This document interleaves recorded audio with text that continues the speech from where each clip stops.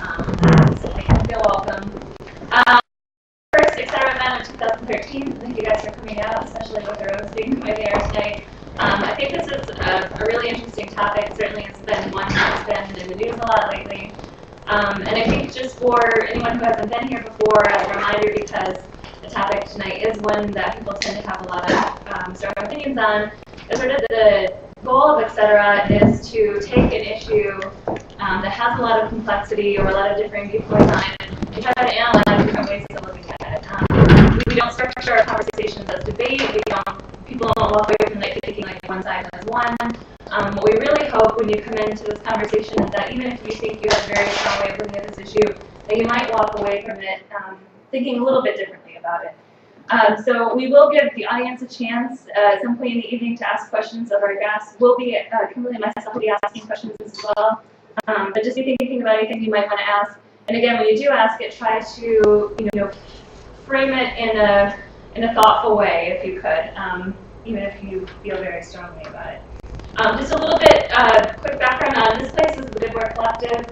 This is lent to us by Porterhouse Productions for free to have our meetings here. We do usually put a donation jar at the front, so if you want to throw it out on the way out, it just goes to supporting the space.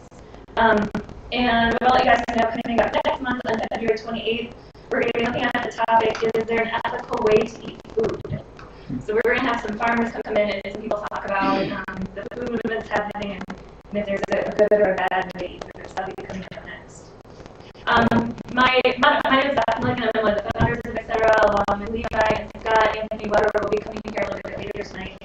And my co-host for the evening is Kimberly Bensley. She hosts a show on Outdoor TV called Crosstalk, which is a similar concept to this. It looks at a lot of different issues, and she has guests on and talks about some of these things as well. So be sure to check it out on Outdoor TV. She's also a regular attendee here at Etcetera and is a local photographer and author.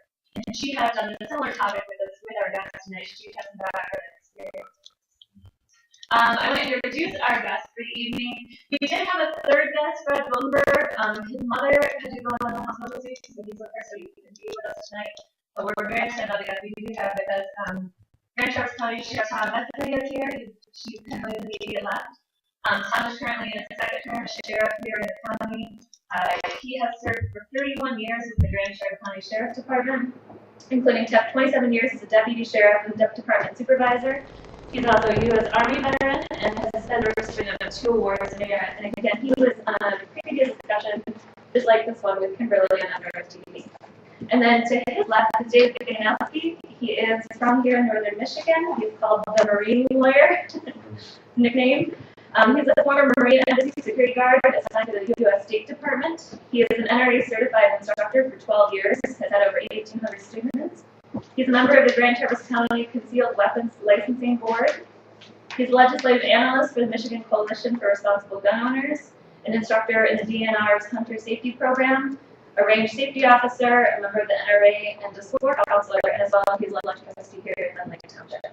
So both of these individuals tonight have a lot of background and experience with this issue in different spectrums, but we're looking forward to sort of picking their brains and seeing what they think about this topic.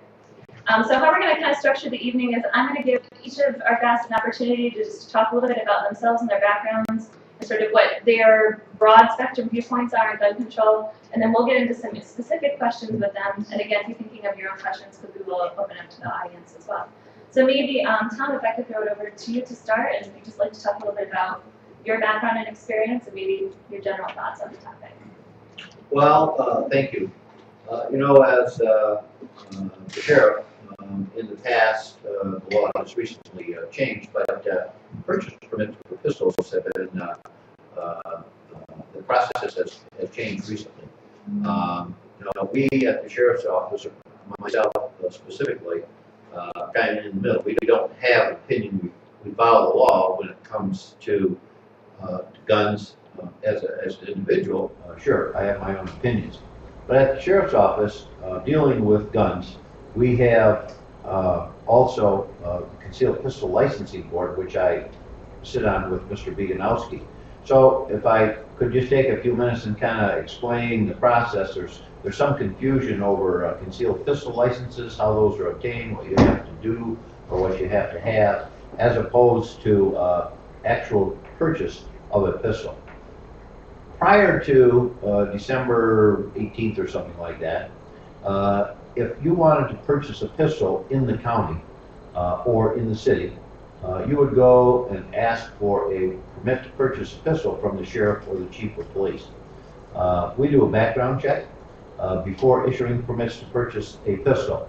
The chief and I are very close in what we do on the background checks. We have a similar thought process on these, and I think that's a good thing because we're all in the same county. Now, there are 83 counties in Michigan, so the process and the reasoning behind purchase permits, the issuance or denial, could be a little different. In Grand Traverse County, the process is prior to December 18th was pretty simple. You would apply for a purchase permit. Once that's issued, you would get a purchase, make a purchase from either an individual or a gun dealer, a federal firearms license dealer, and return the registration to our office. The background check that we do is rather thorough. We have access to our records, we have access to state records, we have access to some national records. We do it the same, so we're uniform in the way we do those background checks. After December 18th, I might be off a day or two on the date, but if the law changed, through this whole gun issue after the Sandy Hook issue in East Connecticut, I believe it was, there was a big concern with the bills that were pending that the governor vetoed had to do with carrying concealed pistols and changing the way the gun board functions. This issue about purchasing kind of flew under the radar in my book. So after December 18th, if you were going to buy a pistol from a dealer, you no longer needed a purchase permit from either the chief of police or the sheriff's office. And the dealership would make the background check. And they would do what they have been for years doing for background checks. It's called a NICS check. It's a National Institute of Criminal Background Check. They, by computer or by phone, contact, I'm not quite sure what agency does, the FBI, does a background check. And they check for 8 or 9 different things. If there's no red flags, then you're okay to purchase a long gun, rifle, or shotgun. But now that also includes pistols. I have, if anybody later is interested, the actual 9 things that they check for, such as felony convictions, domestic violence convictions, if you've been adjudicated mentally deficient. There's 2 more. So, if you pass their check, now you can buy a pistol, long gun without any problem. However, if you're buying a pistol for another person, you still need a purchase permit. The background check is done by our office or the city police department. I've kind of thought about, what are the qualities of these background checks. And on a scale of 1 to 10, in talking with the chief, that background check that's done, the NICS check, on a scale of 1 to 10 is about a 4. Our background check is much higher. We think it's about a 9. Now, give or take a number 2, it could be a 5 or an 8, but we're much more detailed and much more thorough in our background checks. So that's the process that has changed recently in purchasing pistols. That process has been in place for a very long time as far as purchasing long guns, rifles, or shotguns. So we last year, in 2012, issued about 1,300 purchase permits. I think it was 43 people were denied. So I think that's like 1 to 3%, something like that, of people who were denied. And they were denied for a couple of different reasons. Number 1, the law says maybe they're a convicted felon. They were convicted of domestic violence. Maybe they had been adjudicated mentally defective. So those, the law says if A, then B. So they were not able to get a purchase permit. The other part, and this is where Dave and I disagree a little bit, is the part where if myself or the chief, if we have probable cause the person would be a threat to himself or others, or would commit a crime of this state, then we can deny a purchase permit to that person. So we look at their backgrounds, and the thing that kind of stands out for us, or the red flags for us, are alcohol use and assaultive type behaviors, disorderly behaviors, run-in with the police where they were disorderly, resisted police officers. A lot of times, these people who we have denied for what we believe is probable cause to be believe they would be a threat to themselves or others, most of those people would pass the next check. If they were buying a handgun or long gun, now they can pass the next check. So, what is probable cause? I guess the simplest answer that I usually try to use is we look at somebody's past, we look at their background, and very simply just have to predict their future, which isn't very hard to do. And it depends on, there's a time issue.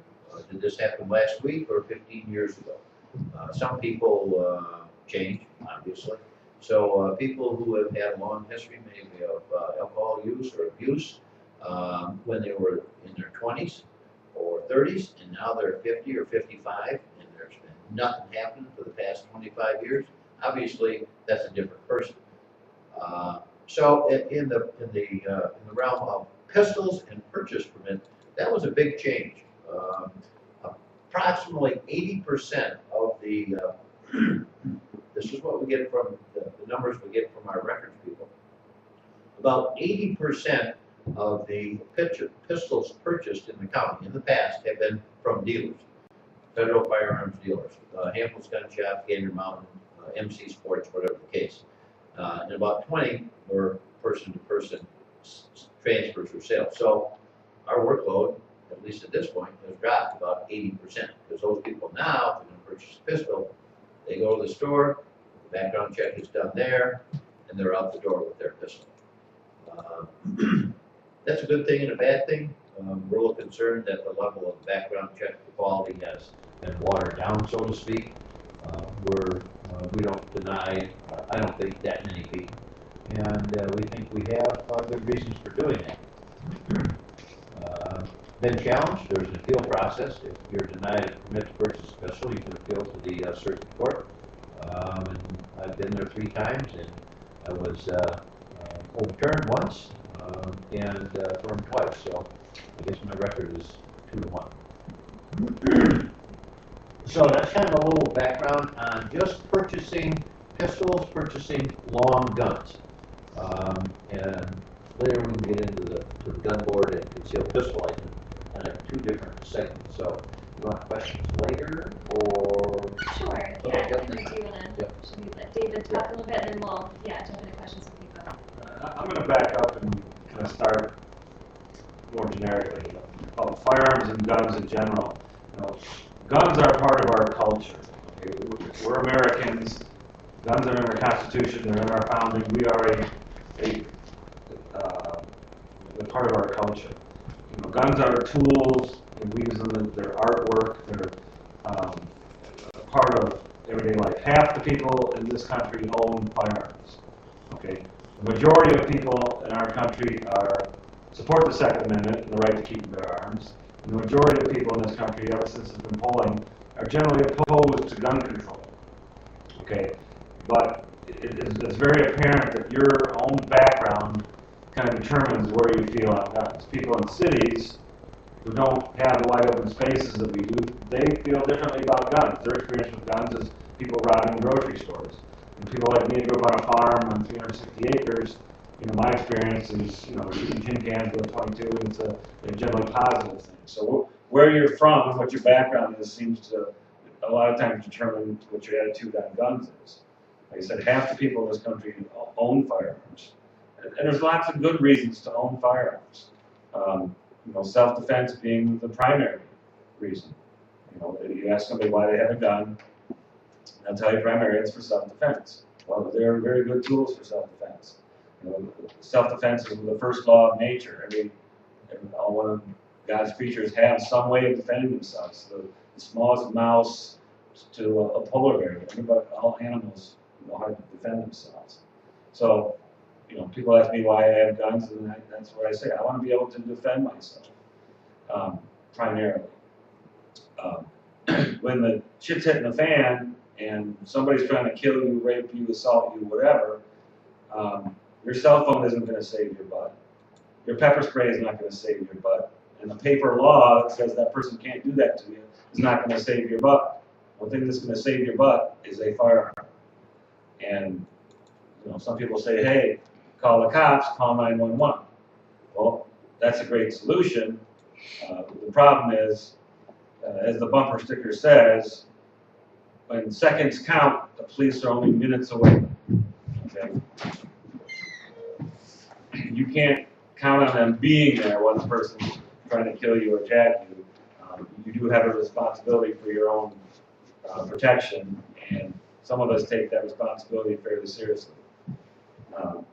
We want to have our guns so we can do that. You know, if you don't like guns, don't own guns. Don't tell me I can't own guns. That's kind of what this whole debate's going about. Whenever some crazy idiot shoots up a school and kills some kids, you know, the usual suspects come out of the media, the woodwork, and start calling for bans on guns and more restrictions and this and that, whatever.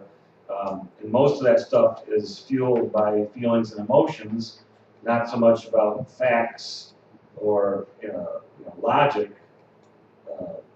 The biggest fallacy that everybody, the elephant in the room that the press and everybody looks around, is that passing a law banning guns is only going to affect the law-abiding. The criminal isn't going to obey the law. That's why they're criminals, by definition. Okay, it's only going to disarm the law-abiding and let the criminals have free reign and do what the heck they want. You know, we used to talk about Columbine shooting as the one that we examined. Well, those two kids in Columbine broke 18 laws. Had there been another law that says, you know, they couldn't do what they're doing, they would have broke 19 laws. Big whoop, okay? Criminals don't obey laws, and having a paper law isn't going to stop people from doing these horrendous things. You know, we live in a free society, or claim we're in a free society of 320 million people, whatever, in the United States, and in a free and open society, things like that are going to happen. Okay, you can't prevent it. Knuckleheads are out there, and they're going to, you know, hear a voice that's going to tell them to do whatever. They're going to go do something horrendous like what happened out there. There's no way to prevent it. The best we can hope for is to be prepared for it and deal with it when it's happening to limit its effect. So, you know, so now you got one side already out here telling them ban guns, especially that ugly AR-15 thing, and then the NRA says no, put armed people in schools. Okay, so now we've got on both sides of this thing. You know, it would be good if, you know, you take questions on this gun control stuff, but again, it's only going to affect the law-abiding people who are going to turn them in. If anything good does come out of the Sandy Hook thing, and it will be in the mental health area, and maybe some better background checks. That's what the sheriff's passionate about, is background checks. There is no real good way to, you know, find people in our society who are in the gray area in the mental health. Okay, I mean, everybody knew this kid that shot up these kids, that he was an odd duck and he was weird, and you know, he was a gun ready to go off, or a ticking time bomb, but he wasn't in the system. I mean, how do you keep somebody like that from getting a gun and doing what he did? Well, he tried to buy a gun from a dealer, was denied. He had to steal his guns and kill his mom to do what he did. He killed somebody to take his guns. So that's outside the system. Okay, there's no system that's going to prevent that. But we can do better identifying people with mental health issues and reporting them. It's very hard. I mean, I'm a former Marine. I'm a gun guy. Whenever somebody wants to get a gun out on a show, they call me up, okay, because I'm the NRA gun guy. And it's very hard for a person like me to argue against background checks, okay? And I don't. I don't want felons having guns. I don't want insane people having guns, and I don't want underage people having guns. But at the same time, I don't want you to use a background check to backdoor some sort of registration of firearm owners or confiscation of guns. So the background checks are fine, and we do the best we can with what we have at the moment. So I don't argue against background checks. So getting mental health information into the reporting databases, like I said, if anything good comes of this, I was told, I don't know if this is true, that only 12 states of the 50 submit their mental health information to the NICS system that the sheriff just talked about. So if there are 38 states that aren't even reporting the people they know are crazy, then the NICS check isn't the best check out there. Okay, so if we can improve on 12 states to be 50 states, that's something good that would come out of this. But banning certain manufacturers of firearms or certain types of firearms because of what they look like, no, that's illogical. Okay, but that's exactly what this new assault weapon ban. We had an assault weapon ban in this country from 1994 to 2004. It went for 10 years. And it banned guns solely on their cosmetic features of what they look like. Okay, you couldn't have a semi-automatic rifle with a detachable magazine with one or more of these evil, ugly, bad features, like a pistol grip, a collapsible stock, a flash suppressor, a bayonet lug, a forward pistol grip. None of those things affect the functioning of the gun. None of them affect the lethality of the gun. Actually, this AR-15 that we're talking about from Sandy Hook is much less powerful than your grandpa's deer rifle, or anybody's deer rifle. Okay? It functions in the same manner as a deer rifle. It's less powerful. No self-respecting hunter is going to take an AR-15 out and shoot a deer with it. It's too small. Okay? But that's the evil one that the press is focusing on. It makes no sense whatsoever. And during that 10-year period, crime didn't go down. There are 300 million guns in this country. Gun ownership is rising. Violent crime over the last 30, 40 years is going down as the number of guns go up. So guns and crime aren't related. I mean, my guns haven't ever killed anybody. They don't jump out of the closet and assault anybody. So focusing on guns, it occurred to me as I'm reading these, the same day as the Sandy Hook shooting, already the press is focusing on how this knucklehead killed a bunch of kids. I don't care how he killed them. He could have used a chainsaw, poison, dynamite. Who cares how he killed them? We should be focusing on why he killed them, okay? But the press jumps on what he had in his hands on that particular day. Why does it matter? If he poked him with a sword or whatever. It just shows what people, people that have strong views one way or the other on guns, and people that don't like guns, and they want them all to be gone. And will go to any irrational scheme to try to make that happen. And it's hard to, when 20 kids and 6 adults get shot, not to, feel bad for that, but, feelings and emotions are not good things to base public policy on. So that's what I like to talk about. Again, you can talk about, a complete ban is kind of what the folks on the left, their goal is. And there are 300 million guns in this country. They are very low technology items. So you can make them in your garage. The guns that exist today, the technology is 100 years old. They're very simple devices. If you banned them all today, it would take hundreds of years for them to disappear from our society. They're not going to rust away and evaporate. They're still going to be there. Bad guys are going to have them. Bad guys got them, good guys got to have them. Again, I could ramble for an hour, but let's we do your question. Yeah. Thanks. Well, and maybe just as we jump in, because Tom explained sort of the process for getting a gun in our county. I know as a sheriff, you don't necessarily have an opinion of law, but as an individual, would you mind talking a little bit? There's a lot of talk right now about the need for gun control in the country. Maybe your personal views as an individual on that topic, similar to what David was discussing. Yeah, I'm not opposed to guns at all. I have my own. I don't use them, but they're in the house. A couple of points that he brought up, and we see it all the time. The bad people use the guns in the bad way. For the most part, good people don't. In 2001 in Michigan, if you wanted a concealed pistol license, you had to have a really, really, really good reason to get that pistol license. The law changed, and Michigan became what they call a shall issue state. And about that time, in 2001, which means that unless and you go before a concealed pistol to get that concealed pistol license, and unless you're a bad person, there's really no issues. You'll get a concealed pistol license.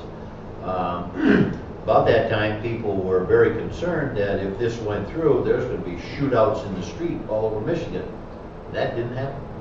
Absolutely did not happen. I agree with him that in the vast majority of cases, the bad people somehow are going to commit violations with the gun. Whether it's a murder, whether it's a robbery or a holdup, doesn't make any difference. These typically are not upstanding citizens in the community, and people who have guns that they go target shooting with or they go hunting with. So the focus comes down to getting the bad guys, okay? and how do you do that? And some with mental health issues. So that's the key. We had, unfortunately, guns in this community are becoming more and more prevalent. In crimes, we've had in September of 2011, a couple of young adults drove their car into a park. They were caught there by the police officers. There was a shootout with our officers. And so that's just one example of where something like that is happening. We had a robbery at Gander Mountain. The person professed to have a gun in his pocket. It wasn't. He took the cash from the cash register and walked out. Unfortunately, he was caught, and it didn't turn out to be a gun, but it very well could have been. So it's those kind of people that are committing crimes. I don't think there's, I don't know what the actual statistics are, Dave may say, but maybe I'll tell you, but there haven't been all these fears that there's going to be shootouts in the street. Doesn't happen. People who have concealed pistol licenses and commit actual crimes with them are very few. People, the most frequent one that we see where the gun board has to revoke or suspend a license is where somebody maybe has a concealed pistol license. There's a personal protection order issued against them. Okay, we have to revoke that license. If somebody's driving and they're drunk driving, then their license is, if they're guilty, first suspended, then revoked for 3 years. Actually, it's a little weird speaking about that. If you have a concealed pistol license and you are convicted of reckless driving, you lose your concealed pistol license for 8 years. I think they may have gotten those two backwards when they set that up, but anyway, and another one,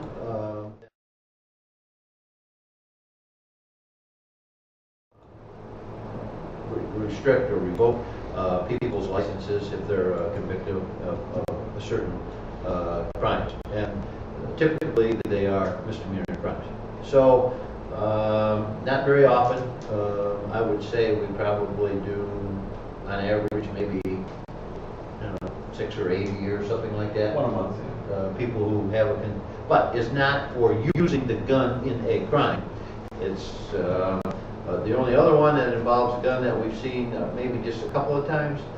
Somebody has a concealed pistol license. They have a gun in the console of the car, which is okay. They're arrested for drunk driving, and they're also charged with possession of a firearm while intoxicated. So that's the only time we actually see. It's not like we revoked his concealed pistol license because they held up a bank, okay? We don't see that kind of thing. So actual concealed pistol license holders overall don't commit crimes with those. And like I said, we have very few issues with background checks with those people asking for a concealed pistol license. Hardly any at all. A few, but not very many. My personal views, I'm kind of in Dave's corner, maybe not that far in his corner, but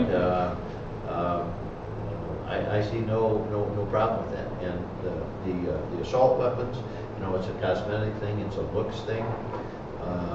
I found out a week ago, actually it was last Friday, I think there was some misinformation. The actual guns used by the guy in Sandy Hook were pistols. It wasn't an assault rifle. There was one in his car, but he used pistols. And nobody's talking about banning pistols. It's all of a sudden the assault rifles. He didn't use those. They've been used in other places, unfortunately. So I think some people just have an agenda with the assault rifle. And like he said, some aren't very powerful at all. So hopefully that helped you a little bit. Well, and just so the audience knows, Fred, who was at the third panel today, is a little more on the other side of the debate. So I think David and Tom have similar views, but we do intend to put them through the paces. So we're going to ask you some questions, and with their expertise and background, hopefully we'll really dig into some of this stuff. Maybe I'll start with asking a question, and you guys can trade off if that sounds good. And this can be for both of you, but David, you had mentioned that there's nothing you can, if you have a society in which you have guns, there's nothing you can really do to prevent the, occasional tragedies that happen with it, that comes. And so when people talk about gun control, it sounds like what your viewpoint is that, that's an unfortunate byproduct. Someone who wants to commit that crime is going to find a way to do it and get the guns. I guess my question for you is, if you look at a gun as being a tool, there are a lot of tools that we use. An automobile would be an example of one, or riding in an airplane. We live in a country where we have automobiles. Automobile accidents are inevitable. Airplane accidents are inevitable. But we still take preventative measures to try to mitigate how often those accidents occur. So is it fair, or is there a conversation that can be had about gun control, not in the context of total prevention, but at least mitigating the danger that is posed by this tool, which can be used for good, but can also be used for bad? So is it fair to have a discussion about that? It doesn't necessarily have to be total prevention, but mitigation. Well, we have that. Firearms are the most highly regulated consumer product there is. Okay, banning guns. Again, if somebody takes their car, drives drunk, crashes it into a street load full of people and kills people, you don't see the press trying to ban cars or ban alcohol. Somebody did something wrong, made a bad decision, whatever. Bad things happen. So it's the unintended consequences. What I use to answer your question is that you're not going to prevent knuckleheads from shooting up places, theaters, schools, whatever. Some people will say they actually target schools and theaters because those are the gun-free zones, and they know that they'll be the only one there with a gun. Like I said earlier, the only way to stop a madman with a gun is to have a good man with a gun to stop him. So in England, they didn't ban guns. They were pretty close to it almost 100 years ago. And in England, strong arm robberies are twice what they are here. Okay, what's called a hot robbery. A cold robbery is when someone robs your house when you're not there. They just take your stuff, you're not there. That's the way robbers do it in the United States. They want to do it that way. In England, a hot robbery is when they rob your house while you're there. Okay? In England, the bad guys know that you don't have a gun to defend yourself. So they'll walk in right when you're there. So what's the old lady going to do? Hit them with a golf club or something like that? They're not afraid of the old lady with the golf club. Okay, it's actually causing more of that type of robbery because people there don't have the means of defending themselves. We are going to have these incidents. They're always going to happen. The gun isn't the problem. We all, the worst incident of school kids getting killed happened in Bath, Michigan in the 20s. And the weapon used there was dynamite. This guy blew up a school full of kids using dynamite. Like you said, they're going to find a way. I studied crime statistics from the 1200s. In the 1200s, the number one weapon to kill somebody were farm implements, shovels and hoes. Okay, and that was the thing of the day. Now it's guns. The sheriff's not good at statistics. I'm not a big guy in statistics either, but 43% of murders are committed with handguns. 3% are these rifles that they want to ban. 3%. Another 12% are kitchen utensils. Okay, kitchen utensils kill more people than 4 times as many people as rifles do. Knives and things. It's anyway, we're focusing on the wrong thing. Tom, do you have anything to add to that? No. We're getting into the, who has them and who can get them. And we have a difficult time. One thing I forgot to mention with the new procedure is that prior to December 18th last year, if you wanted to purchase a pistol, you had to do it in the county where you lived. That has changed. Now you can apply any place in the state. And so someone from Holland up here on summer vacation wants to buy a pistol from his brother-in-law, they need a purchase permit. They can walk into our office to apply for a purchase permit. We're going to do a background check. It's going to be the same background check we do. We're going to be getting information from the Holland area to find out, is there any history down there of disorderly conduct, whatever the case may be. And it's going to take a little while. We have access to that information right now. So that's one thing that's going to change. And people come in and say, hey, this is going to take a while. Sorry, you're not in here. We're going to do a background check, and we're going to do it just like we normally would. It's going to take a little longer because you're not from this area. So that's, again, into the background check. The mental health issue, like I said, I have a better chance of walking into Fort Knox and walking out with a bar of gold than I do at this time to test to mental health records or any medical records. Privacy is very important to people in this country. They place it very high on those list of important things. I'm saying is one person's privacy more important than maybe somebody else's safety. So, I like Dave has mentioned, work in that area, mental health area, letting us, law enforcement, for good reasons, have access to some of those records, because I think it's a pretty simple fact that the people who are committing these kinds of crimes, there's something wrong. Whether, and the president actually has mentioned this, but he's saying access to more mental health care. Well, the people actually have to take advantage of it. And voluntary, they don't want to do it, well, they're not going to do it.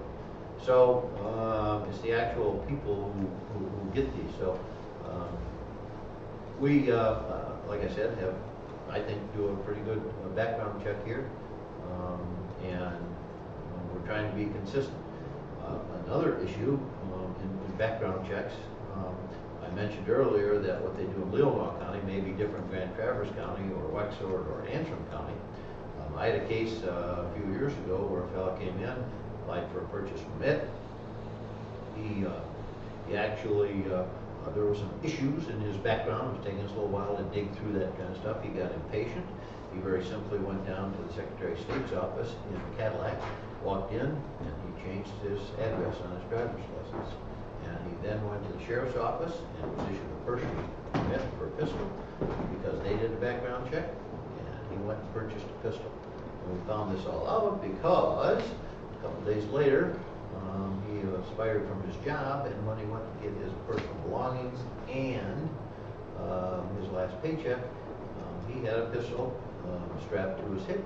They were a little nervous. It was open carry. It was completely legal. There was no problems there. So, okay, so when we're trying to do these background checks, it's kind of hard when people have access to these kind of things. Just change your address and walk in. So that's something that kind of is a red flag. And, they've only lived in this county for a couple of weeks. Well, where did you look before, and why are you applying here? So that just makes it a little more difficult to get thorough background checks done, something like that. Working with the Secretary of State's office on some of those things, being able to get their address history, make it easy for us to get that kind of stuff, would help in some of these background checks. My question is related to that.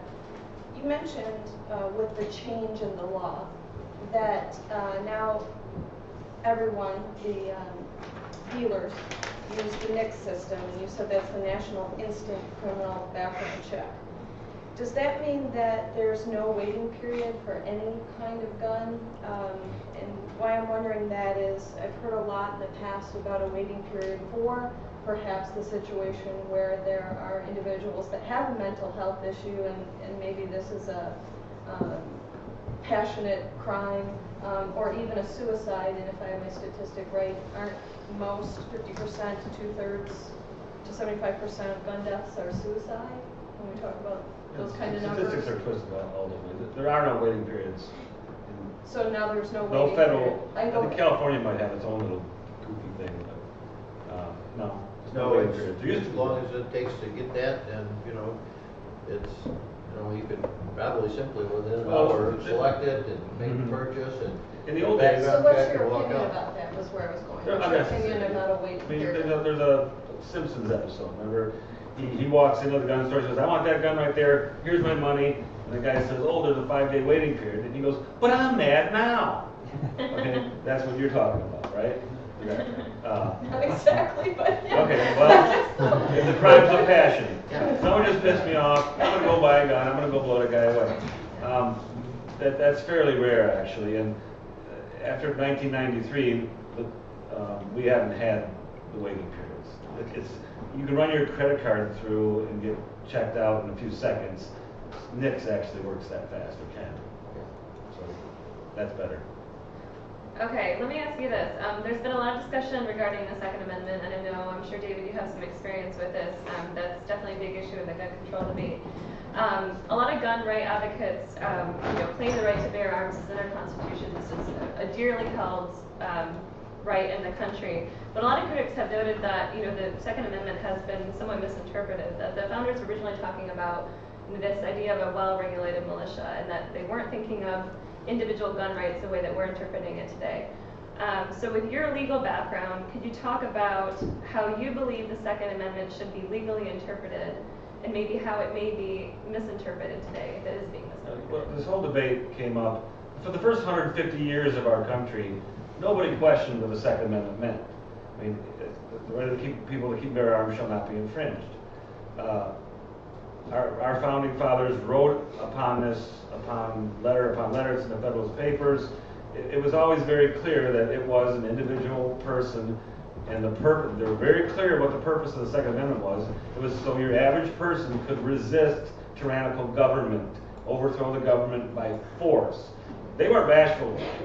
For the first 150 years of our country, nobody questioned it. And then, in the early part of last century, we start getting law professors and pseudo-intellectuals and, people saying, well, maybe, they use the word militia. Maybe only the militia should have the guns. And it wasn't an individual right unless you were part of a militia. And that's when all this weird theories started coming. And they got weirder and weirder and more.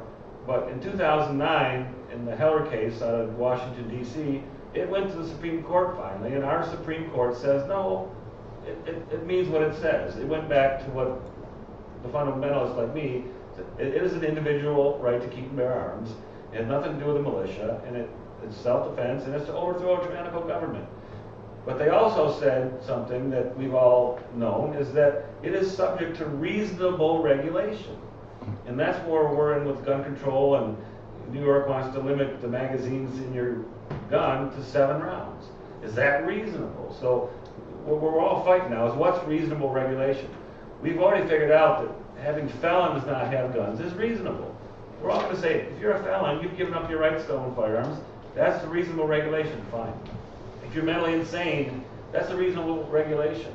If you're a minor, you don't get a gun, that's reasonable regulation. Well, And actually, these concealed carry laws have been determined by our Supreme Court to be reasonable regulation. So where do we draw the line? That's kind of where we're doing some of this argument. So that's how that happened. The Supreme Court has settled the issue. The people that lost want to keep arguing it, but it's been settled. That's what the Second Amendment means. A couple of years later, in a McDonald case in Chicago, applied the Second Amendment to the 14th Amendment to the states. So now the Second Amendment applies to the states. The legal battles have all, Second Amendment means what it says, and the side that lost wants to still argue that, but that's settled. Now we're just kind of fighting over what's reasonable regulation. And just as a quick follow-up then, because I would like to hear both of your opinions on this. I think this is the crux of the argument is what is reasonable regulation? That's right. And when we're talking about gun control, we're trying to figure out where a good ground is for managing guns.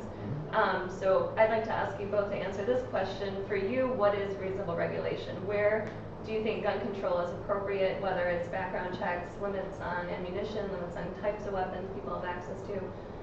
David, where do you think it's okay to have gun control and where you wouldn't like to see it come in? And then same for you, Tom, after. Well, it has to allow people to keep firearms in their home for whatever reasons. We can't restrict them from owning them. I'm not saying you need to have shoulder-fired weapons or crew service weapons, and people talk about bazookas and artillery. I mean, that's a different argument. Why? Because that's not something an individual and a militia would have. And the AR-15, back in 1775, a musket was the standard issue arms of the military of the day. And so the civilian would have to have the corresponding weapon in order to overthrow the government. So the government's got muskets, the people need to have muskets. Well, today's version of that is the AR-15. The military has the M16, civilians have an AR-15. The government's is fully automatic, by the way. The civilians is semi-automatic. So as far as types of guns, they need to be equal, so we have the equal force to overthrow a tyrannical government like the Founding Fathers ensured we'd be able to do. So very few products are in our Constitution. So I mean, legally, we have to use what's called strict scrutiny before any legislative body can pass a law to restrict something that's in the Constitution. So you got to have some serious, like felons. I mean, that rises to the level. Banning the number of guns you can have, how many you can buy a month, how many bullets you can have, how many bullets you can have in your magazine. That's all silliness, and to me, that's not reasonable regulation. Okay, so you would not allow, we would advocate for no limitations upon the amount of ammunition or the amount of guns you can purchase if you meet the criteria for being able to do so. Tom, what about you? Well, reasonable is, I guess I'll use, a hunting rifle versus an assault weapon with a 30-round magazine.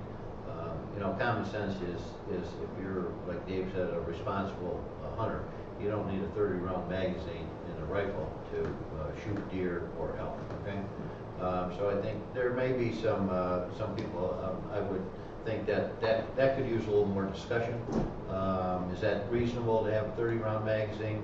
Well, if you take those away, you could have 3 10-round magazines, and the difference in fully loading all those magazines, whether it's 1 30-round or 3 10-round magazines, the difference in total time is going to be less than 3 or 4 seconds. By the time you, so that's what you're gaining by eliminating those. Somebody wants a 10-round magazine, you can have 5 of those, and you can't have a 30-round. Well, where's the logic there? You're going to limit people to only being able to own instead of registering and getting permits to purchase the magazines for them. So that's kind of both sides of that story, in my opinion. Okay, go ahead. I have a question for Dave, and it's just a clarification for me. I'm not sure I understood you correctly. What you said, when you were talking about the original intent was the government had a musket, so we can have a musket. So now the government has a M16. M16, we can have this. I guess where I'm confused by that, if you're saying that we should be able to equally own the same kind of firepower, then why can't I own a nuclear bomb or an aircraft carrier or drones or grenade launchers? To me, that doesn't seem like a proper I'm taking it to the What am I missing? The individual level. A single person can't operate artillery. It takes a crew of 3 or 4 people, or a mortar. Jets take a crew of 100 people. I'm taking it down to the individual level. Our founding fathers wanted the people to be able to have the ability to overthrow a tyrannical government. They wanted the government to fear the people, not the people to fear the government. So the government had to have a threat of the use of force against them to address whatever issues which makes them tyrannical, whatever that is. So, again, you're right. An individual with me and my AR-15, I'm not going to fight the army. Okay, I can't fight a tank. I can shoot it all day long, and nothing's going to happen to it. And that's not what it's for. It's not to fight the army. It's has to do with elected officials, and again, the army is not going to fight the American people either. So I'm not going to be facing tanks for the most part. That individual soldier who drives and operates a tank, he's not going to fire on his own people. So it's not going to get to that in my mind. But I bring it down to the foot soldier level. But isn't that the definition of a tyrannical government? Well, I think if the people are armed, we will resist a tyrannical government with small arms. We don't need tanks. We would defeat tanks. And guerrilla operations across the world have shown that individuals can overthrow well-armed opposition through government forces. It's happening today in 4 different places. We have to have the basic means to do that. It's not a must. Tom, maybe I'll turn this question over to you first. There's a lot of talk about this idea that a responsible gun owner it could possibly prevent a crime, or at least stand up for themselves if a crime is happening. And the idea, the phrase David used it earlier, is the only thing that can stop a bad guy with a gun is a good guy with a gun. That's a phrase that's been thrown a lot around during the gun control debate. I'm wondering from a law enforcement standpoint, one, what you think about the potential for that to create a sort of vigilante mentality among people who own guns. And also, as a law enforcement officer coming to a scene of a crime, let's say a movie theater where a shooting is taking place, and now someone else has drawn a weapon to try to disable the shooter, but you're a police officer coming in, you have no idea who, with little information coming into a scene where multiple shooters are now taking. I guess what I'm wondering is just because I own a gun doesn't mean I've been endowed with legal authority to use it to enact justice. So should the taking down of bad guys be something that's left to law enforcement, or do you think the populace has either a right or responsibility to engage in that as well? I don't know if they have a right or a responsibility, okay? That's up to the individual. Some people will say the best defense is a good offense, okay? And that goes right along with the only thing that stops a bad guy with a gun is a good guy with a gun. Usually that's the police, okay? And there are many cases where people with their own weapons do thwart the bad guys, okay? Unfortunately, I think it goes in the bad guy's favor most of the time because their opposition opponent, whoever they're robbing or beating or whatever the case may be, they don't have the gun, okay? I don't know, I don't believe, Dave may know if there are any statistics, but I don't think in Michigan that there's a way that anybody tracks how many people with their own legally carried handguns thwart the bad guys, okay? There could, I know that there are many cases that this happens nationwide where it actually does happen, okay? Back to my earlier comments about the shootouts in the street, if everybody had a concealed pistol license, that didn't happen, okay? So the vast majority, if not all of the people who have concealed pistol license, I'm sure there's somebody who, like I said, will violate the law with their concealed pistol license, maybe shoot somebody or whatever the case may be. But I don't think there's any statistics on how many times in Michigan the good guys have overcome the bad guys because they had their own. Okay. So it's an individual thing. Are these people in the audience responsible? Do they need to take some responsibility in taking care of the situation? It hasn't been that way for a long time. It's always been left to law enforcement. But Dave makes a good point. Something about only takes seconds to call 911, but the police are minutes away. And that's true. That's a very true statement. We can't be every place every time. So that's an individual choice that people make. You talked about when the police officers arrive, maybe there's a good guy there with a gun and some bad guys. Police officers confront everybody with a gun the exact same way. They tell them to drop and show their hands, whether they're good guys or bad guys. Okay? I suspect that the good guy, seeing a police officer in uniform or identified a police officer, would do that. Bad guys typically don't. So. I just want to ask a quick follow-up to that. I think it's just interesting to me. Could you talk about what are the standards for when a police officer can pull his gun? I mean, maybe there's something in the way that an average citizen should approach a situation and when they should pull a gun out. You mean if they're taking, quote, the law into their own hands? Well, I'm just curious from a law enforcement background, what are obviously you dealing with rifles all the time, you have a code that you follow in terms of when you use that weapon. Could you talk about what that is for you? Well, sure. Depends on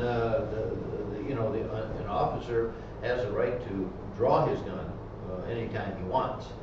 He may have his hand on it, he may have it drawn down the side when he approaches a car on a traffic stop, just because the people in the car are unknown to him. They surely know who he is. He may have a gut feeling something's not right here in those kind of situations. Okay? As far as a person is concerned, they have a right to defend themselves. I don't know that I brought it, but well, the class that they have to take. Florida's law, Stand your ground. Stand your ground law. Michigan's actually, that came from the Michigan law.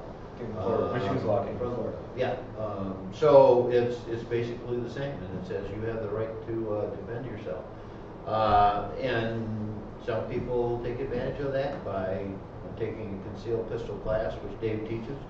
They go over those situations when you can and when you can't shoot people, and it's unfortunately those gray areas that get all the press and all the publicity.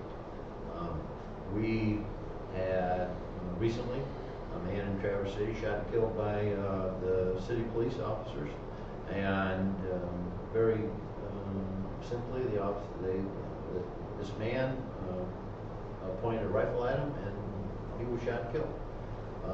The rules for the police are the same for citizens. The use of deadly force, the same exact rules for the police are the same as for us. Exactly the same. Yeah, I have another question. I'm curious about your thoughts and opinions as it relates to the culture. As you said, Dave, when you started out, that we live in a culture of guns in this country. Do you think that culture is evolving? You mentioned that, when you were a kid, you shot your tin cans with your BB gun in the backyard kind of thing, but most people who live in cities think only of guns to kill people or to hold up stores. Well, more and more people are growing up in cities, less and less people are growing up in rural areas with hunting as part of their family traditions, those kind of things. And it used to be that more and more people were familiar with guns for those kinds of uses. So what we're seeing now are kids growing up with violent video games, Hollywood, use of guns. Do you think that relates to those who want to change or are going after the gun attributes that you described earlier too that are more what I would call the cool factor, those cool guns that look Rambo-like and Right. like the heroes in movies. Well, so I guess I'm asking a broader the question federal- about a change in our culture. I don't and see the a way we change look in at the guns. culture. Again, the middle of the country hasn't changed at all. The federal legislation seems to be geared towards more restrictions, more restrictions, more restrictions. But on a state level, all the laws are going the other way. We're liberalizing concealed carry. You're liberalizing open carry. Gun ownership is far higher than it's ever been. We're selling more and more guns. More people are buying guns. 20 years ago there were 16 states that had concealed carry laws. Now there's 39 states. Only 10 or 11 are non-shall issue. On the state level, all the laws are going towards more favorable things, more liberalizing guns and gun ownership and gun use, and where you can carry is being less restrictive. So again, I said on a federal level is where most of this talk is, but on the state level, it's like Michigan. We passed this thing in 2001. We liberalized the gun law. Now we're a shall issue state. We can't deny you one unless there's something wrong with you. And now you can take it in more and more places. And now you don't need a purchase permit for this and that. So it's being liberalized in the states. It's only the federal level that's kind of going the other way. So I don't think the culture is. We're not losing the gun thing. I think it's growing actually. There are pockets like on both coasts where it's still what you're saying, but the middle of the country is going the other way. There's been a proposal that's been put out there, and I'm curious what you think about it from a gun control perspective. It doesn't have anything to do with limiting guns in any way, but there has been an idea that maybe we should require gun owners to carry liability insurance. And what that would do a couple things. One, the premiums from that insurance could be pooled into a catastrophic claims pool in each state. So if there are instances like Aurora or Newton or Columbine, the victims would have access to the resources in that pool in that particular state to help cover the cost of the tragedy. Two, it would be another verification step in the process for gun owners. So an insurance company who's going to have some stake in claims happening in that state is obviously going to be looking out for their own interests. So they're going to be doing thorough background checks on the mental health of the people who are getting the policy, the mental health of people in the house, much like you would a car insurance policy. I want to know if there are young drivers in the house. That's been talked about as maybe a way of both providing some resources for victims of shootings and also registering the guns and having some kind of insurance coverage for them and verification. What do you think about that process? Well, that's silliness on top of silliness. You're holding law-abiding people accountable for the acts of criminals. We don't do that in this country. We don't hold third parties liable for the acts of criminals. People that say the background checks and things we do now to exercise your Second Amendment rights are more than what's required in the Constitution. Now you want them to buy insurance, they're going to, now I got to jump through another hoop to buy insurance. I don't think that's reasonable regulation. Snowball's chance. But basically, again, you're holding people that didn't do it accountable for the people that are committing crimes. We just don't do that in this country. You're responsible for yourself. I'm not responsible for the crimes he commits. So this insurance scheme is holding me directly accountable for his crimes. I'm not doing it. It can also hold individual gun owners responsible for, say, if a neighbor kid was playing with your kid and they found a gun and accidentally shot themselves. We already have that. That's regular negligence and tort liability. We have that. That sounds like something that was dreamed up by the insurance companies to make policy and or attorneys to litigate the insurance claims. Fair enough. Let me ask this question, because I was curious what you were saying earlier, David. You mentioned Columbine and Newton, and obviously that's the reason this discussion is such a hot topic in the country now. It's going to probably be a hot topic every time a tragedy like that happens. So I guess my question, though, then, is because of the potential constitutional issues involved, is gun control something a discussion that you think should occur in a vacuum? You should just be talking about the legality of it, the constitutionality of it, Or is there room to accommodate external events like the tragedies that happen and say, these should be a necessary part of the discussion because what is happening with weapons does have an impact on the way that we look at these laws. In other words, can we actually have a discussion about gun control that's separate from the way guns are impacting our real world circumstances? They're not separate. What people have a hard time gripping is that you can't stop knuckleheads from shooting up a school. But this guy had 20 minutes in that school before the cops arrived. In 20 minutes, I can kill a lot of people with a single shot. I can kill them with a chainsaw or whatever. Having somebody there when this dude whips out his gun, pops him in the head, that's what I'm saying. You can't prevent it, but you can respond to it in an effective way. They want to put armed cops in schools. Well, maybe that's one of the ways they're talking about. But if somebody would have stopped him within 2 minutes, he wouldn't have killed 26 people. He had 20 minutes free reign. Those people in there were hiding under desks, waiting for him to walk over and shoot him. Okay, well that's not acceptable to me. I want to shoot him back. He wants to kill me, I want to kill him back. Okay, so no, it's all combined. Guns are dangerous. That's why cops carry them. They're deadly. But we're big boys. We can handle it. We don't need the nanny state telling us, great. I make this comment. In New York, the legislators banned anything over 7 rounds in a gun, in a magazine. They think that they're so much smarter than us that they know that you only need 7 rounds for self-defense. Well, great. Now I know. I don't have to wonder how many rounds it takes. It's 7. That's ridiculous, okay? I teach self-defense to civilians, and I tell them it takes whatever it takes. It may take 1 round and you miss the guy and he faints, or it may take 30 rounds or 100 rounds. It takes what it takes for self-defense. So, are New York legislators smarter than the rest of us? I don't think so. They limit you to 16-ounce sodas in New York. It ain't about sodas, okay? It's about control. They're that much smarter than me. I don't think they are. So I don't want them making that decision for me. Sorry. Well, I definitely want to give you guys a chance to ask your own questions. So if you've been thinking of some, get ready. I'm just going to ask you one more, and then we'll open it up to you guys. I'm sure we've got some questions out here. I think, we talk about this issue of culture, and I guess a question that I have, and I'd like to maybe ask both of you to answer it is, even if we lived in a world in which there are never going to be any regulations on guns, and you can buy as many as you want, you can buy as much ammunition as you want. That's today. Unless legislators get their way. I guess my question is, even if it's legal, is there anything impactful in a culture in which we're that heavily weaponized? And I'm thinking of children growing up in schools where there is someone with a gun everywhere they look. And if their guns become more and more prevalent, do you see any negative side effects of that? A culture of either fear or desensitization to violence, or an acceptance of weapons just being everywhere we go. Do you see any negative consequences to having a gun-heavy culture, regardless of legality of it?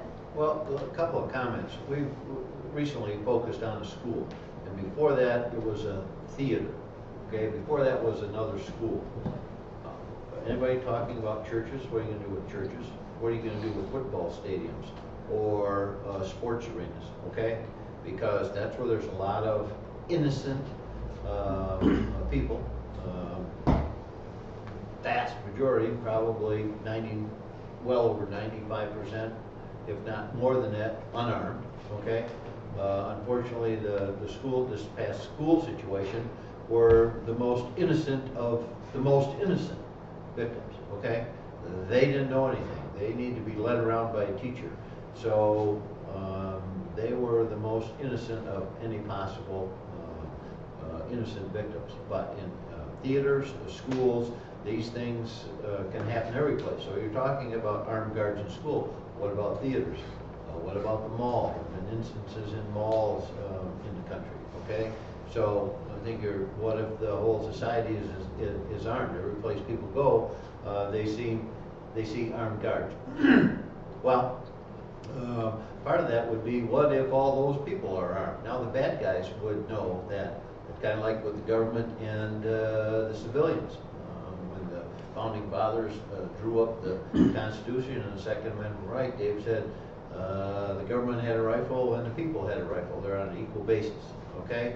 And there hasn't been any overthrow of the government, or the government quote, overthrowing people, or coming after the people to try to take all their guns. So if it would take a long time to figure it out, but if you had an armed citizenry versus the bad guys, armed bad guys, all right, I think that there may be a little different result in some of these cases. Maybe some of these people might think twice. Why do these people go to schools? Why do they go to theaters? Why do they go to these places? They usually don't go to police stations. They don't go to army barracks in those kind of places, okay? Because they know, I'm going to have a hard time getting out of here after I try to do what I do, okay? Occasionally those things happen. There was a guy who walked into a Detroit police station and got shot. He made the wrong choice that day. So these people are taking their easiest target opportunities that they can, knowing full well there's no guns in these schools. There's not any guns in these churches, and they can just walk right in. So I don't think it's going to come to guards every place, but you surely may see a lot more, and Dave can tell you there's a lot more people taking his classes now than he's had in the past. I think the people are thinking, hey, maybe it's incumbent on me to step up to the plate here a little bit and take care of myself, because I can. I'm allowed to do that, and I want to do that. I don't want to be a victim of one of these people who kind of just flies off the handle and tries to do something like that. Their question was about culture. I mean, if you study this or look it up, you know, Israel is one of these places that you just described, where everybody's armed. They're surrounded by their enemy, who's say every day, I want to kill you, I want to kill you, I want to kill you. Well, their teachers are armed, their people on the streets are armed, and they don't have the crime we have. They don't have the problems we have. You know, people like me talk about Switzerland. Switzerland has more guns in their homes than we do. Their crime rate is low. They're not a violent society. So there are examples of cultures that are much more into the defense gun thing, and they're not poisoned like we are with Hollywood and the video games, whatever. They said that this kid that shot up Sandy Hook, in his short life on TV, has killed 20,000 people.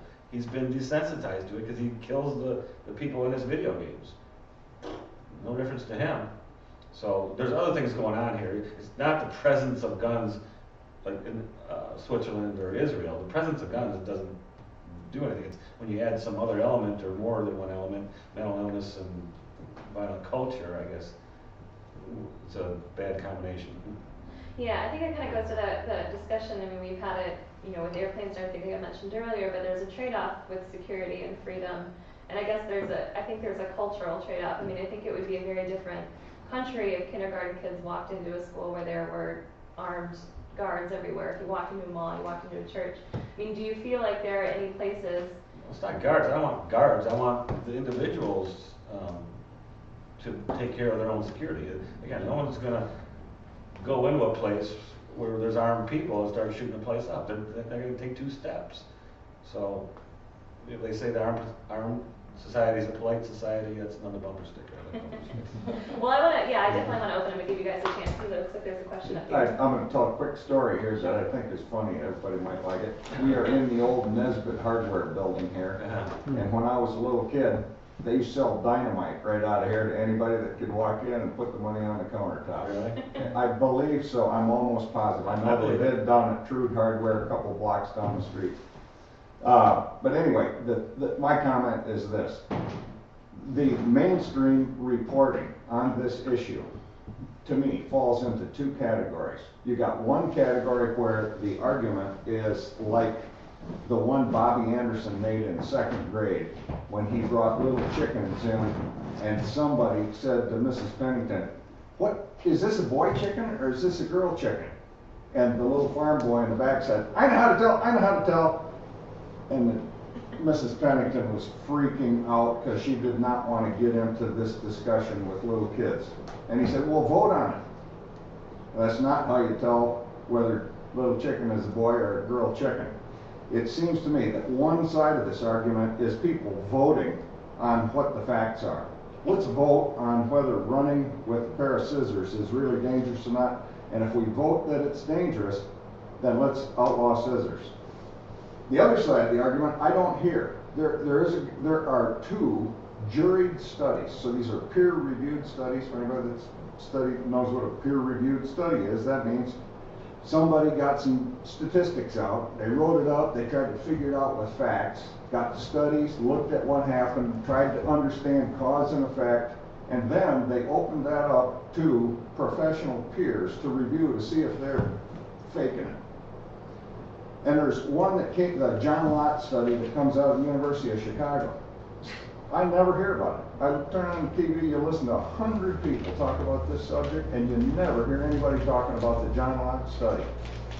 John Lott study, I think, has proven that in counties, in cities, in areas where you got lots of guns, gun crime goes down. I don't hear that on TV. What I hear on TV is, look at these poor little kiddies here. They're just like the ones that got killed. We need to pass gun laws to restrict an undefined thing called an assault weapon. We don't know what an assault weapon is, but we need legislation against it. And because, see, these, look, they're crying. I think they're crying right now. Isn't that a good reason to ban it? It's an emotionally charged thing, not connected to facts. You talked about the insurance case. Should we pass insurance? What happens if a guy with a gun stops another guy with a gun from committing a crime? Does he get a giant prize? Do we award him $1 million out of that pool? Is that where he gets his money back for putting the money in? Is it a lottery, or does he just pay for somebody else's crime? So to me, the reporting that I get, and I think it's driven by the journalism department at Columbia University. As you probably know, the journalism that we hear most of the time emanates from a philosophy that comes out of Columbia School of Journalism in New York City. And it is not based on facts. It's based on the emotional stuff, and that's what we get on TV. So I just wish it were more fact-based, and we got some of these juried studies out there and ventilated the issues better. That's all. This is for Dave. It's a question because it's for where we like to phrase things as a question, but really it's a statement you made that I think is completely false. And so my question is whether you retract it after I tell you what it is. And that is that because later on you brought the argument to the place where I think the argument should be occurring. So you said the liberals, the left, wants to ban all guns. They want to get rid of them all. That's what they want. I think that's utterly and completely false. I have never met anybody in all the discussions that I've had in life about this topic that wants to ban all guns. I might be a liberal. I think I'm a liberal. I have guns. I love them.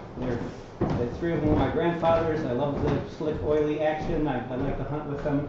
And I don't think there's anybody in the argument who wants to take away every American's guns. We do have a gun culture. I think that it's legitimate to recognize that we are in a line-drawing exercise. The part of your conversation where I think you brought it back to what is, where I want the argument to occur, is what is reasonable regulation? This, as in many, many other matters in life, I think the argument is a balance of personal liberty against the public safety and the public good. And I think that the liberals are way closer to where you are than you think, than you've asserted that they are, and that we're talking about where are we drawing the line. You know, I think personally we all will always have the rifles and shotguns and probably handguns, and I'm totally good with that. But I'm probably a liberal in the sense that I think the culture of a fascination with assault rifles is part of what gets us to the psychology that when people do go a little nuts, they focus on getting a gun and killing more people. I think if we dial it back to the kinds of guns that you played with played with, that's not the right word, that you had on your 360 acres as a kid, if that's where our gun culture is, I think we're a safer society. These ARs have become a much bigger part of the market. They're out there, people have websites about them, they visit each other, they check each other's guns out. There becomes a fascination with being able to carry this much deadly power. And I think that psychology is part of what makes society more dangerous. So as what I think I'm a liberal, I'm telling you I'm way closer to you than you say I am.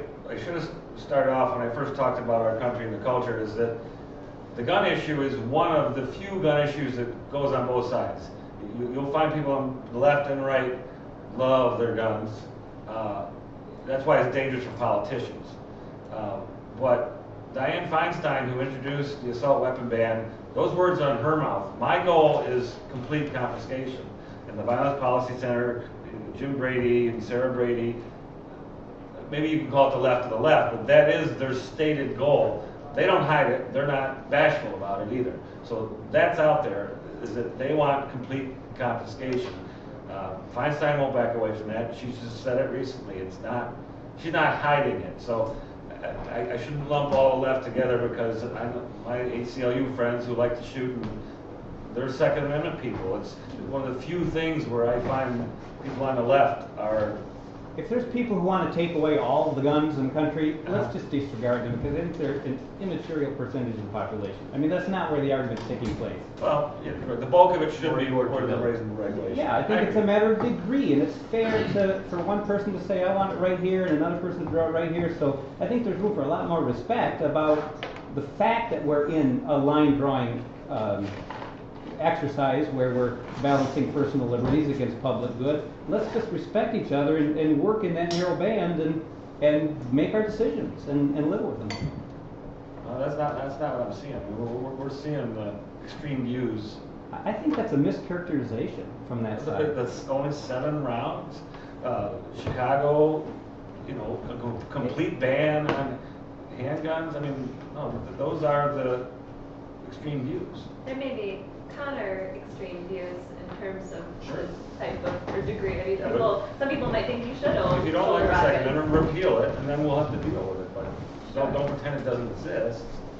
Well, isn't it true that a lot of the statements coming from the top at the NRA are not what are known to be the views of most NRA members, right? I mean, I don't know. The NRA said something silly about this last one about putting cops in every school. Nobody can afford that. It's a silly idea. That's the best they had. And they did mention stuff about mental health issues and background checks. That's, like I said, if anything's going to come out of that, it's going to be in that area. Maybe in pre-gun culture, I mean, the assault weapon sort of culture that people have become fascinated with in, I don't know, say the last 20, 30, 50 years, I'm not sure. Say this nutcase that shot those kids in that school, 50 years ago, maybe he would have just gotten in a truck and drove himself off a cliff. Why? I think there's the accessibility, the fascination might be part of what makes our society more dangerous. I think Anthony had a question right here. Yeah, and I'm afraid this might be a question that isn't easy to answer unless there's been real specific research done. But you mentioned earlier that the purchasing of guns is just growing at a tremendous rate. Yes. Do we know why? Because it strikes me there's a number of reasons that people could give. Perhaps they want to defend themselves better because a violent culture worries them, so the way to respond to that is to arm yourself. Perhaps maybe there's people who fear a tyrannical government. Maybe it's people who have grown up with video games and are so used to the awesome weaponry and firepower that they think it would be cool to own one in real life. And I can think of all kinds of reasons that this could be growing. Do you know if there have been any large studies done of any kind to try to track why is it that it's growing at such a tremendous rate? The number one cited reason for people buying a gun is self-defense. And people are feeling more insecure now with bad economies, collapsing economies around the world, the perceived threat or possibility of civil unrest and things like that. I mean, we got the prepper shows, and people are realizing that government can't protect us from everything, and they're taking the responsibility on themselves to protect themselves. I think that's what it is. That's what I think. I think another reason that gun sales are up right now is the fear that government may prevent them from buying those guns in the future. Right, Gun that's stocks just are a up right now, bubble, so that's just a bubble. You know, to your question, you're trying to find this middle ground. I think one thing that's important is look who's going to be deciding this. It's not you, it's not me, it's the politicians, the elected officials who are supposed to represent us in either Lansing or Washington. I don't know that many politicians, but I see a lot of them on television, and I really, really wonder how many of those people are in it for the right reasons. I think a lot of them are just there for themselves. And what they can do to keep themselves there, to make themselves important, is what they're all about. And if they can get some headlines, they can get some votes. I really question why they're there. And that's what worries me is who's going to be deciding this? People who are really concerned or people who are there just for themselves? And I think the people who are there just for themselves far outweigh those people who are really trying to make a difference in the government, whether it's in Lansing or in Washington. Any other questions? Yeah. I'm a self-proclaimed gun nut like Dave. I'm an NRA member, ex-steel weapons permit holder. My wife will claim I have a small arsenal. I'm frustrated on the enforcement side when people do commit gun crimes and the enforcement seems to be a slap on. We don't really want to enforce the laws we have, so we want to pass more. That's frustrating. But I'm also frustrated on the NRA side where it seems like there's pushback to close some of the loopholes. I have to be 21 to go buy a gun from Hamples, but my dad could go buy one when I'm 18 and give it to me. Why are the gun rights advocates pushing back against enforcement or changing that? The gun show loopholes where I don't have to have background checks necessarily at a gun show. I mean, why? I agree with you, Dave. I don't want a crazy guy or someone's going to break the law to own a gun, but why do you think the NRA is pushing back against some of the things that would? Well, the NRA has 4 million members, and all of them don't agree on what the NRA ought to be doing. I don't agree with a lot of stuff the NRA does, and it just I guess pushback is a good word. I've been using this boil the frog analogy. You put a frog in boiling water, it jumps out. Put a frog in water, turn up the heat to a boil, so it'll stay and get boiled. So the NRA feels it's got to test and stop every little encroachment that happens. And you give it an inch, they'll take them out. Yeah, so they're trying to hold the line, I think, I don't agree with everything they do. Like I said, there's 4 million members, there's no way we're all going to agree on the same thing. And I don't know, that's an answer for you, but that's... Any other questions? One of the reasons that was stated, one of the key reasons that the amendment is what it is so that the citizenry can protect themselves against a tyrannical government. Do you know, is there a way to track around the world what happens in countries that are loose with gun ownership laws versus very controlling? Is there any way to see all around the world if there's a way to correlate the reality of that kind of thing happening? Well, we've all seen overthrows of governments. I've lived in Africa and Europe, and the countries I lived in Africa, it's a free-for-all. Everybody's got fully automatic stuff and walking around. There, you don't have rule of law, you have rule of force. The strongest person has the power. And if somebody else thinks that they're stronger, they're going to fight it out, and that's how they settle their differences. We have the ballots, we do voting and have government, but as a last resort, that's the firearms. A last resort. I'm not saying we're even near tyrannical government that's going to cause us to resist it, but I do want to preserve that last bastion of hope, when we think that's happening. So, you know the world history as much as I do. The United States is kind of unique as far as the Second Amendment is concerned. I want to recommend a book to everybody in this room, and it was written in 1850 by a guy by the name of Frederick Basquiat, and it's come out in 1 million different editions. And he wrote it after the collapse of the Third French Republic, so this is 30 years after Napoleon, 1815 to 1850, 35 years after Napoleon. The first 21 pages of that book, it's only 70 pages long. The name of the book is The Law, L-A-W. And if you look it up on Amazon.com, you'll see that it sold a bazillion copies, and I don't exaggerate at all, ever. Sold a lot of copies. First 21 pages of it are extremely good. It's very, very well written, and it explains what is the law. I have 53 nephews and nieces. I worry about them all the time. I'm not too worried about me, but I'm worried about them and how things are going to turn out. And this explains what is the law. How does government work? And it actually does come down, I believe, and I think he explicates this idea very, very well. In the end, it's the guys with the guns. If you don't want to pay your taxes, you can get away with it for a year. Maybe you can get away with it for 2 years, maybe for 3 years, but maybe in 4 years, you go to jail. And if you don't want to go to jail, you can pull a gun out and try and stop the guys from putting you in jail, and they'll probably shoot you. And that's what government does in the extreme end. Now, most people fall in line with government, and they go, I don't want to get shot, why don't we just play along? Or they change their mind over a period of time, but it is the power behind the government to get you. And this is what the founders were thinking when they wrote it. And actually, the Federalist Papers just really have a neat couple of chapters on this. These guys thought about this. These are smart, smart guys that wrote them. So they weren't just joking. And you know, my nephews and nieces, they wouldn't read the Federalist pages if I paid them by the page. But maybe they will someday. So anyway. Any other questions? We will typically after this we go next door to the tractor. They've got pint specials and we get appetizers and have a couple beers, and then the conversation can get a little friskier.